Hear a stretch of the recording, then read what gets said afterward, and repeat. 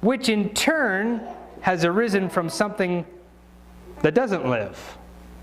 In other words, they suspect or say an amino acid or a protein. The problem is it doesn't work that way, and we're going to get into that.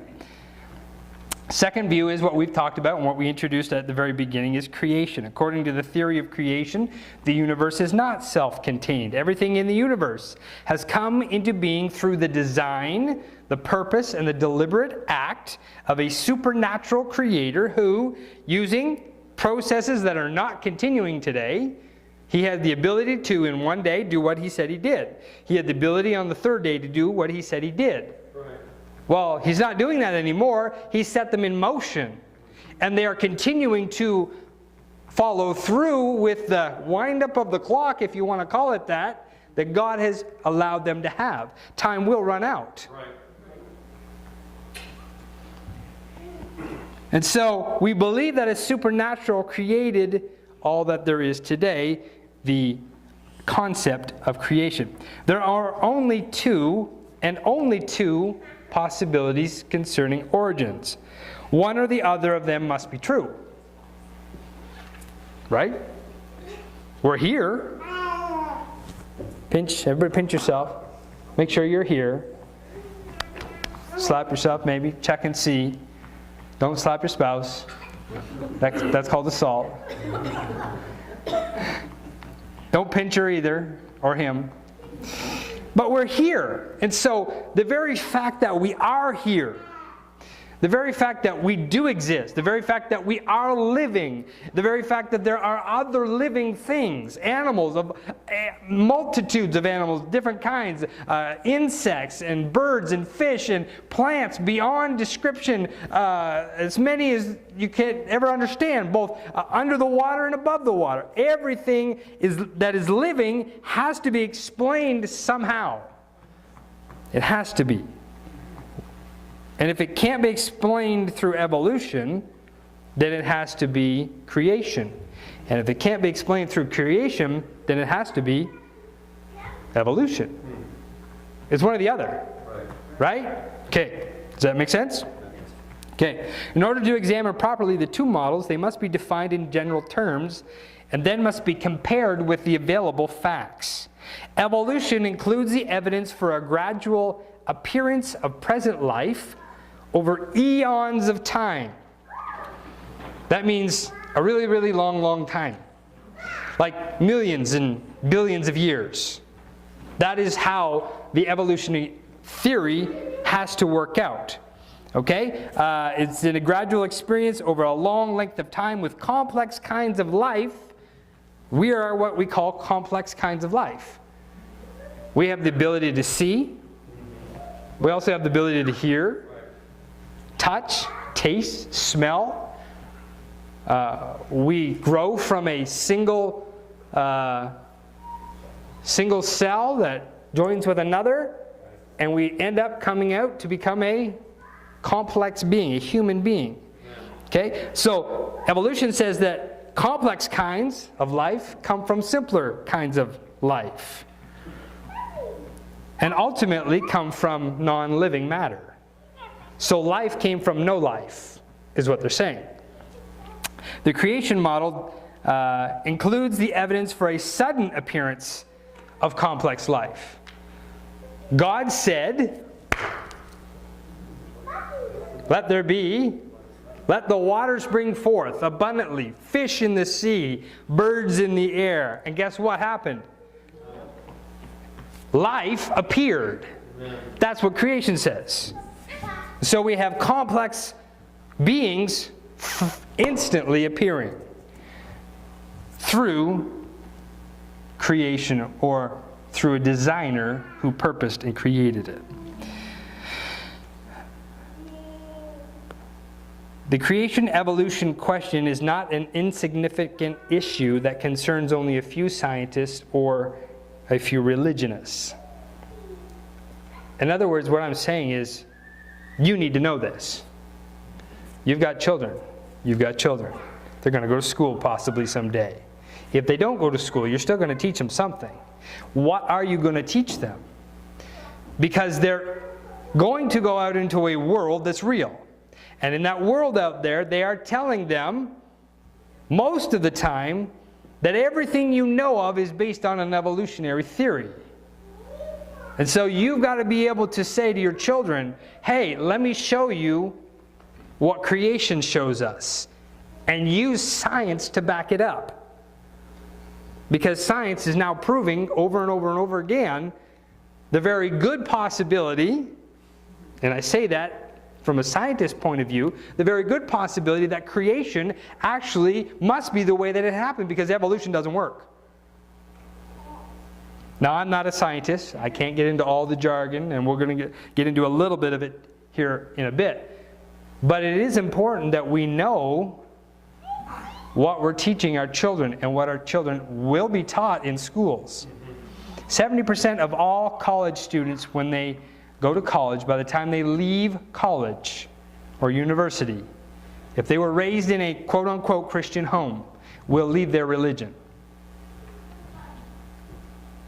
That's scary stats. Your children need to know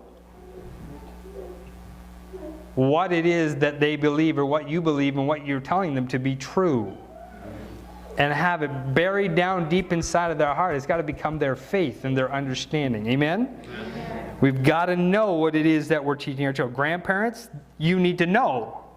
What happens when your little grandchild comes up to you and says, hey, how come, or where did this come from, or how did this happen? You better be able to tell them, because they're going to say, well, that's not what my teacher said. Right? My teacher said this, and the textbook says this. Well, friend, somebody wrote the textbook. The textbook didn't just magically appear. Somebody put the ideas in there. Well, guess what? Somebody also wrote the Bible. And it was inspired by somebody greater, and that was God. So therefore, if you believe the textbook, why can't you believe the Bible? Right? Does that make sense? Books are being written by evolutionists to attack the creationist view. There are books being written by the creationists that attack the evolutionist view. The media has been involved. Not anywhere, but many times you'll see when creationists try to push their concept of creation as the origin of life, that there will be tearing down of their ideology by the media, because they have been biased and taught that evolution is the way it happens. And so the media has pushed into it. National science associations, teachers associations, political associations have become involved. Both sides acknowledge that the controversy is not likely to go away anytime soon. We got to know what we believe. Right. True. Amen. We come to church on Sunday. We praise the Lord. We have a great time. But Monday morning comes around, and Monday night comes around, and your kid comes home. And they're asking you these questions. You better know what you're talking about. You better know where to go to find the answers. You better know where to find the truth of God's Word. Amen? And there's a good reason why evolutionary scientists, though, have become alarmed enough to consider creation a threat. In 1981, the Associated Press, or NBC News poll, found that no less than 86% of the people polled wanted creation to be taught alongside evolution in public schools. On November 28, 91, the results of an additional Gallup poll were released. According to that, 47% of the respondents acknowledged belief in a recent creation of man. Only 9% expressed belief in a strictly naturalistic form of evolution. A 97 Gallup poll survey found that 44% of Americans subscribe to a fairly literal reading of the Genesis account of creation, while another 39% believe that God played at least some part in creating the universe. Only 10% embraced a purely naturalistic evolutionary view. We have, growing up in our midst, children who have access to more information than the scientists of 100 years ago ever thought of imagining having the ability to know. My kid has access to a computer that will tell him anything he wants to know in science. More science than the scientists 100 years ago, 50 years ago even knew. And he has it at his fingertips like that. So we've got to know, hey, what is this all about? Let me go on. Certain scientists who are not creationists, even certain scientists who are not creationists, are able to recognize that creation is a legitimate scientific concept, whose qualities at least deserve to be compared with those of evolution. Some go so far as to make statements that lean more toward the scientific respectability of creation than toward that of evolution. In fact, over the 150 years of Darwinism, rapidly growing numbers of scientists have become convinced that the natural laws and processes that we now know absolutely exclude the possibility that the universe could have created itself. We know enough science now, and we've discussed this in the last few weeks, the different laws, how that something cannot come from nothing. You can't. It doesn't work. As minute as you want to go, there still is something. And that something gets broken down to even more something, smaller and smaller and smaller. What we once thought, the atom being the smallest thing, not even close, friend. It goes down farther and farther and farther and farther, and it keeps breaking down. And so we've come to an understanding through science that the natural laws and processes cannot just magically make something appear. You cannot get something from nothing. What evidence is it that has caused these scientists and many non-scientists to accept the possibility or the concept of creation and to oppose the theory of evolution? We're going to look at a couple. The law of biogenesis. In the field of biology, it is one of the most commonly accepted and widely used laws of science, the law of biogenesis. This law was set forth many years ago to explain that both theory and experimental evidence showed to be true among living organisms that life only comes from previous life of its own type or own kind. In other words, let me explain this very simple. If I have a plant, tell me what kind of plant I have. Rubber plant. If I have a rubber plant, I am not going to get an oak tree from that rubber plant. Ever. It'll never happen. There's no ability for me to be able to get an oak tree from a rubber plant. It's made up of different genetic information.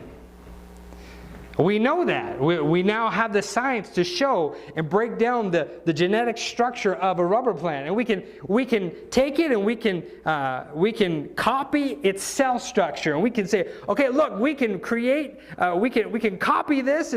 But you know what we get when we do that again? We now have another what? Rubber plant. Because life has a tendency to produce its own type of life. You've never, ever heard of a horse coming from a chimpanzee.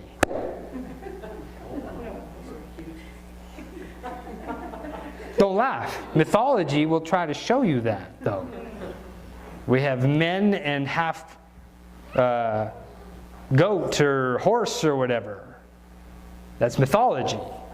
But scientifically, we can prove and know that life only comes from its own kind of life, its own type and kind of life. Through the years, thousands of scientists in various fields of study have documented the truthfulness of the law of biogenesis. In fact, this law was established firmly in science long before modern evolutionary theories were invented. It is of interest that students consistently are taught in high school, and this is funny, this is really funny, are taught in high school and college biology classes the tremendous impact of Louis Pasteur's work on the false notion of spontaneous generation. Spontaneous generation is the idea that life arises on its own from non-living sources, that it can just happen from stuff that is non-living. Louis Pasteur, many, many years ago, proved that it can't happen. Students are presented in great detail the history of how Mr. Pasteur triumphed over mythology, providing science with its finest hour, as he disproved the popular concepts of spontaneous generation. Then, with almost the very next breath, students are informed that the evolutionary process began as a result of spontaneous generation. We have a scientist who proves, hey, you can't get some life from nothing, proves it. Then we turn around and we tell our kids, okay, we all come from nothing. It doesn't make sense. It's an oxymoron. It's a moron, all right. Anyway. Certainly evolution could not have occurred without spontaneous generation. For that reason, many scientists have created experiments to try to form life from non-living matter. In spite of all the uproar surrounding these origin of life experiments,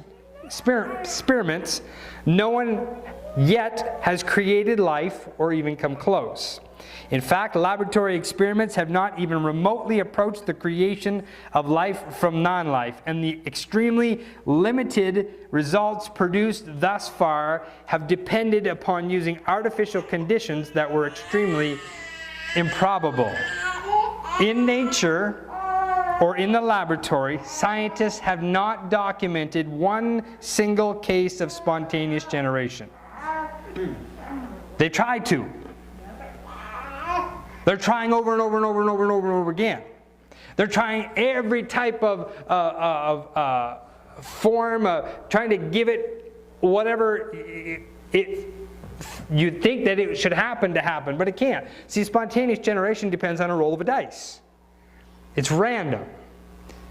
It can't happen. It's not there. Cows still give birth to what? And birds give birth to birds. The tulips reproduce tulips, and corn reproduces corn, right?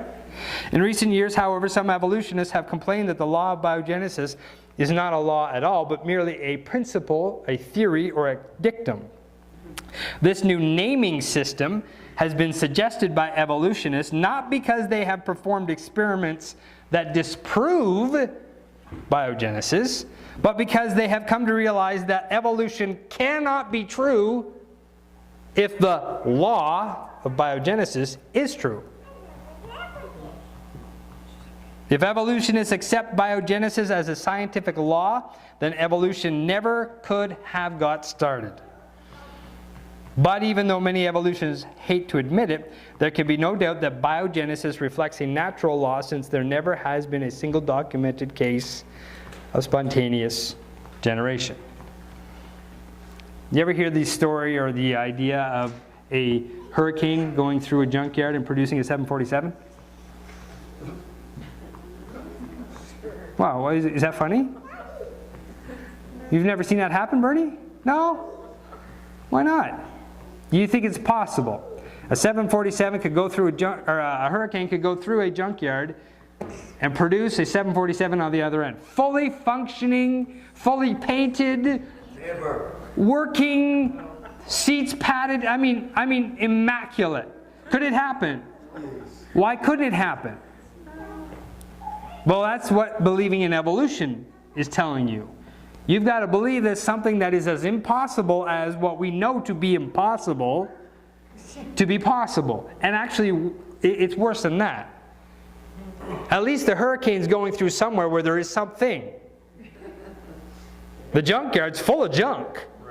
Spontaneous generation says that something came from nothing. So the hurricane went through nowhere and produced a 747. I would rather believe that it went through a junkyard and produced a 747 than to believe that it went through nowhere and produced a 747. Does that make sense? It would be greater faith. You would have to have greater faith to believe that it went through nothing to produce it than you would have to have the faith to believe that it went through a junkyard to produce it. You see where this is going? The law of biogenesis is the complete undoing of evolutionary theory. Sorry. It's going through the wrong way. Let's look at natural selection. This is something that is going to be brought up. The origin of species by means of natural selection is the title of the book written by Charles Darwin in November 1859. Those last two words, natural selection, have been discussed often in the halls of science. Darwin said that natural selection is daily and hourly scrutinizing every variation, even the slightest, rejecting that which is bad, preserving and adding up all that is good, silently and insensibly working at the improvement of each organic being. In other words, nature as a whole is looking at you and finding out if you've got what it takes to continue. And then he's doing it with every single living thing. Well, first of all, you're giving power to something to be able to do that. You're doing the Mother Nature thing. You're giving authority to something to have authority over you. But it's not God.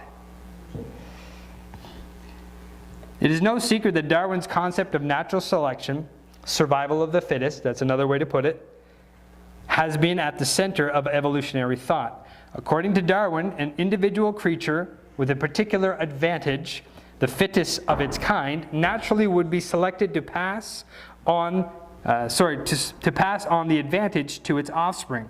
A horse with long legs, for example, would be able to gallop faster than the rest, thus escaping from predators in order to produce heirs. A fit creature, therefore, was the one that could best carry out the functions which kept it alive. It was the best adapted to its environment and to its way of life. This is what Darwin meant by survival of the fittest. The problem with natural selection, though, some of them soon developed. Somehow natural selection was supposed to ensure survival of the fittest. But the only realistic way to define the fittest was those that survive. Catch that? Only those that survive can be labeled the fittest, because they're the ones that survived. Basically, natural selection simply says that all the winners win. And those who win are the winners. All the winners win and all the winners win. And all those who win are winners. Natural selection does not explain how species adapted or how different life forms were created. The only thing natural selection explains is that the most fit creature survives. It then turns right around and describes that all those creatures that survive are the most fit. Natural selection, however, does not explain how those creatures came to be the most fit. Creationists have never objected to the idea of natural selection as a mechanism for eliminating unfit, non-adapted organisms. As a screening device for getting rid of the unfit, natural selection represents the Creator's plan for preventing harmful mutations from affecting and destroying the entire species. And that's all it does. No one has ever produced a single kind of natural selection. It cannot explain adaptation. The fact that an organism is adapted to its environment, in other words, a creature has hair that helps to keep it warm and develops longer hair in a certain climate to help to keep it warm. There's all different examples. Doesn't explain, natural selection doesn't explain that. Any organism not adapted would not have survived. So if you don't adapt, you don't survive. That's what natural selection would say. The argument for natural selection is little more than an argument that reasons in a circle. As such, it should be rejected. It certainly cannot explain the vast complexity of life all around us. Circular arguments are not equipped with the power to explain, much less create. Finally, everybody say yes. Genetics. One of the newest and certainly one of the most exciting scientists is that of genetics. After all, every living thing, every plant, every animal, every bird, every fish, everything that has life has a storehouse of genetic information inside of it. I just talked about the rubber plant. We can look at it. We know that it's a rubber plant based on its genetic information. We know what an oak tree is based on its genetic information. We know, and this is where it really gets technical because we get into that moral, ethical issue that we talked about last week. We know that the creation inside of a mother's womb is human. How do we know that? Because we can break it down to its DNA. We can break it down to its genetic structure. We can't deny that it's human. It is. Every living thing, plant, human, animal, is a storehouse of genetic information, therefore a potential laboratory full of scientific knowledge. Studies have shown that the hereditary information found within the living cell is placed there in a chemical code, and that this code is universal in nature. Regardless of their respective views on origins, all scientists acknowledge this. British evolutionist Richard Dawkins noted, "The genetic code is universal. The complete word-for-word universality of the genetic dictionary is too much of a good thing." In other words, you can't deny it. It's there. It's proven. Put it under a microscope. I'll magnify it down to the size that you can get it down to, and you will see that every living thing has what? Genetic information. Amen. Creationists agree with that. One of the most important points in regard to genetics, so far as the creation-evolution controversy is concerned, is that the genetic code's chemical instructions are copied faithfully time after time. In other words, a rubber plant keeps producing what? What about 100 years from now? What kind of plants will the rubber plant be producing?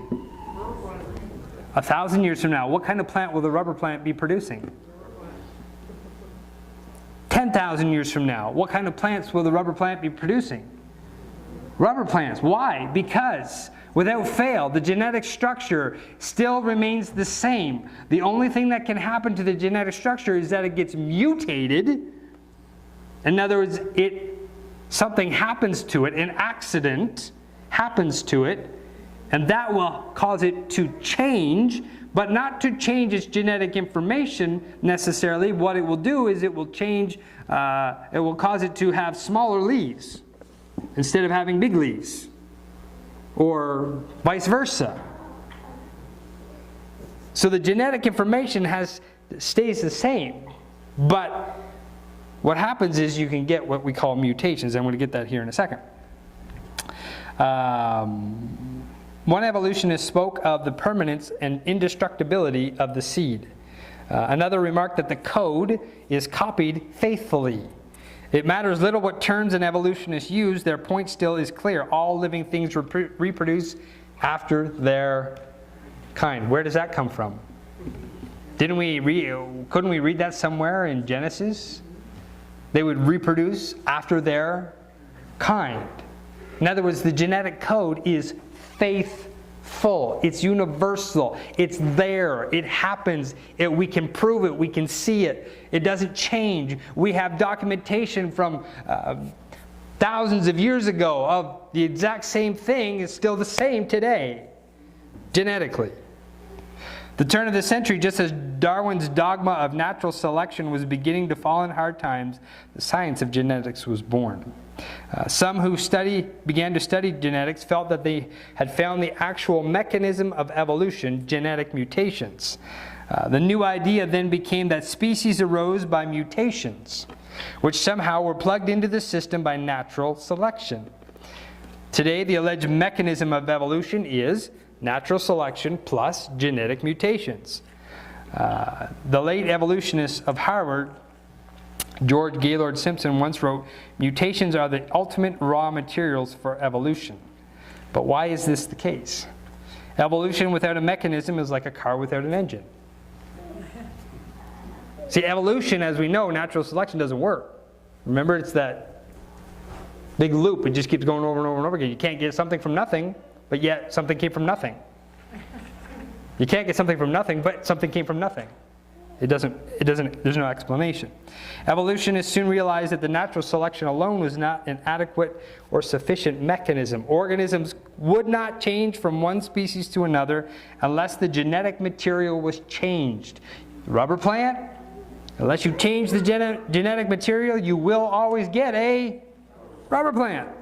Mutations are changes passed from parents to offspring caused by variations of the original genetic material. Scientists right now, GMOs, you know what GMOs are? Genetically modified organisms. They take the gene and they play with it. They change it. But you notice somebody's doing that. It doesn't happen by random chance. It is no overstatement to suggest that the only possible mechanism of evolution is natural selection plus genetic mutations. We are told that nature has selected certain beneficial mutations and incorporated them into various organisms, eventually causing those organisms to change from one kind, rubber plant, to another, oak tree. If mutations are the ultimate raw materials for evolution, and therefore provide the only known mechanism for evolution, there are some very serious problems. For example, even evolutionists admit that mutations are errors, they're mistakes. Mutation is not something positive. It's a mistake. It's a oops. It's an accident. And these errors are almost always negative. They're harmful. We know today that there are at least 3 possible kinds of mutations in genetic structure, okay? 1, bad. We have bad mutations. We have good mutations. And we have neutral mutations. In the creation evolution controversy, neutral mutations are of no value because it doesn't do any good or it doesn't do any harm. Right? So those are eliminated. So then we have bad and good mutations. Of the remainder of all mutations, 99% or more are harmful. They're negative.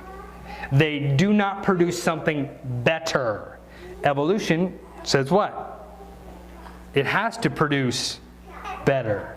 We go from nothing to one cell to then eventually complex structures.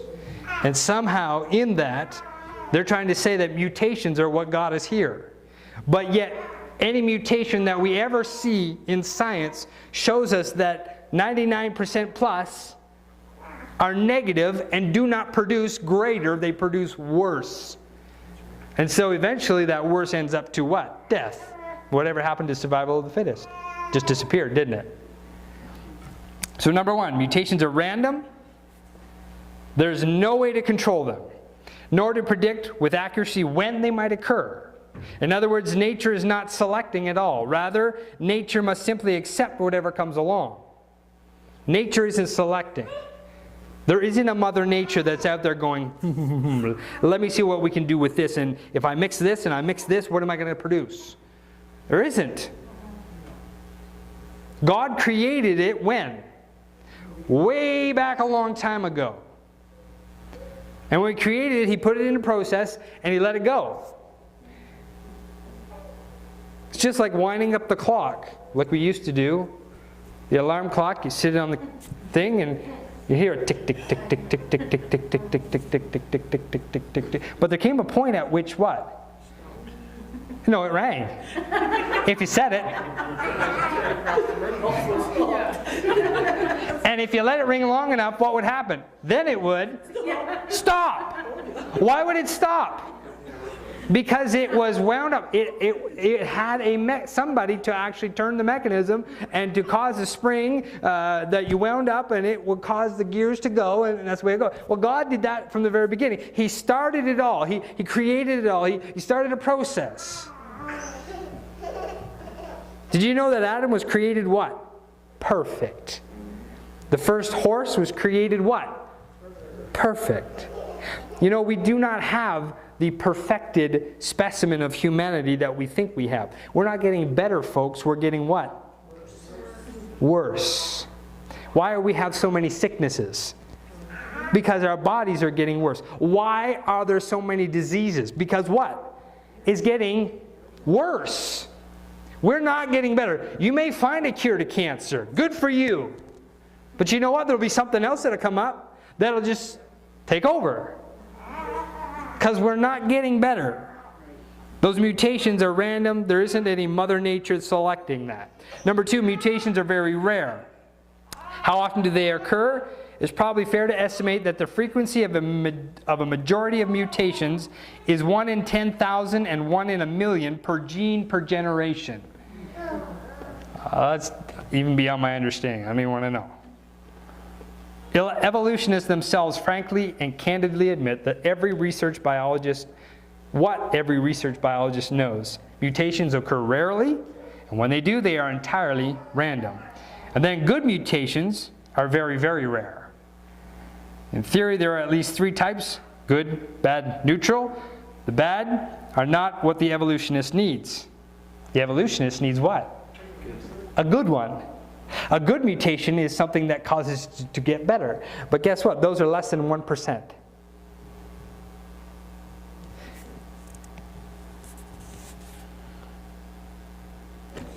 So what conclusions do we draw? Mutations can be comparable or compared with accidents.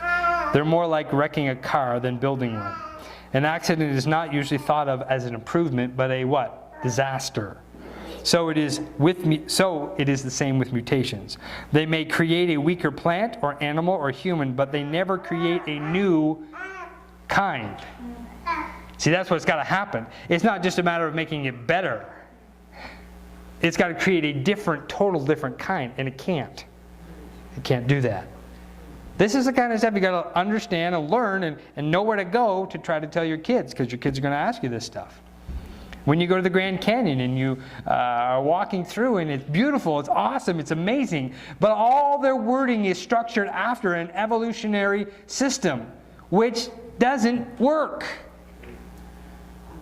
How can you walk through the Grand Canyon, look at a tree, petrified, in the rock,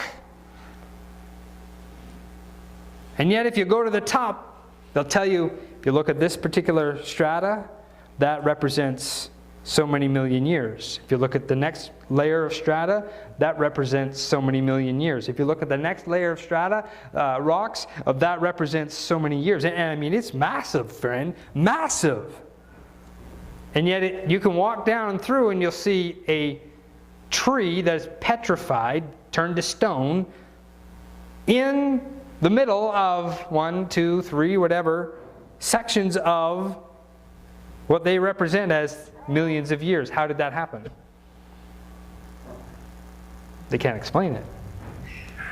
The only way you can explain it is if you believe in Noah's flood.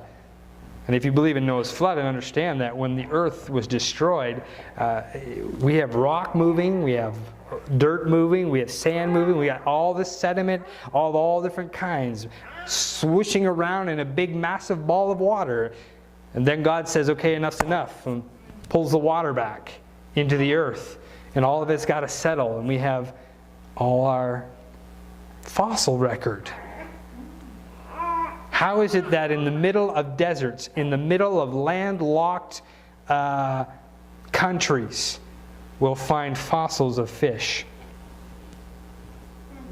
How? Because, friend, the world that we know it as right now is different than the world that Noah knew it before. So there's a lot of things that we can look at.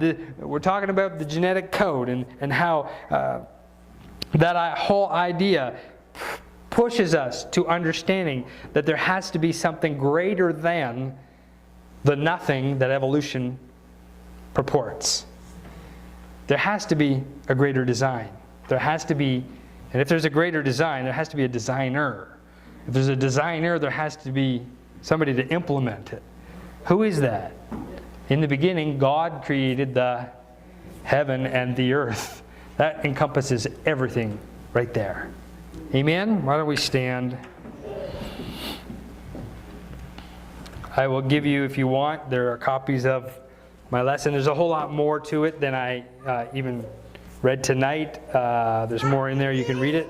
And there are some questions there if you want to go through and try to get an idea of how to understand it for yourself. I do encourage you to do so. Like I said, your children, your grandchildren need to know the truth. Creation is real.